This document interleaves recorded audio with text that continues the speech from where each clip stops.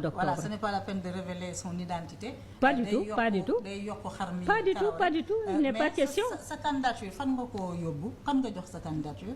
moom laa jox sama candidature. mu woo ma sa candidature mu ne ma yónnee naa soumettre naa sa candidature.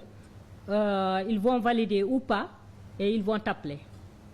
mais kooku c'est un intellectuel, c'est un membre de PASTEF xam na la dina lay suivre lire na say publication mais terewul mu jàpp ne vous êtes un bon profil pour le poste de membre du collège du CNRA. Absolument parce que xam na sama sérieux xam na sama engagement vis-à-vis du Sénégal vis-à-vis de l'Afrique xam na samay liggéey yi ma def xam na que je suis une disciple de Cheikh Anta Diop xam na mon sérieux xam na mon niveau intellectuel xam na ma capacité organisationnelle parce que mi ngi ma doon suivre.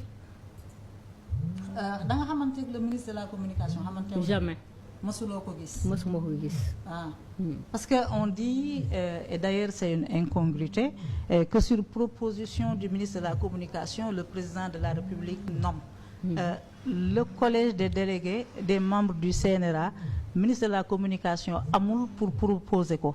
Le CNRA est un organe libre amul tutelle technique ni administrative. Ministre de la communication nekkul li nga xam ne moom mooy tutelam.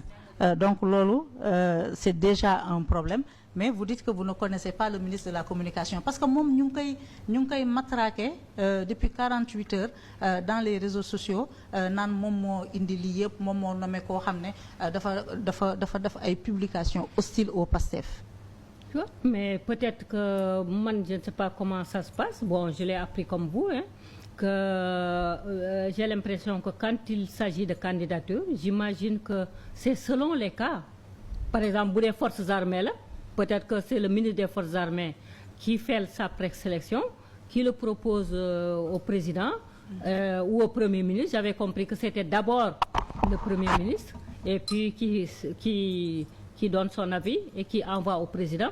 Mais d'après ce que le Premier ministre a dit hier, ça a été un peu l'inverse.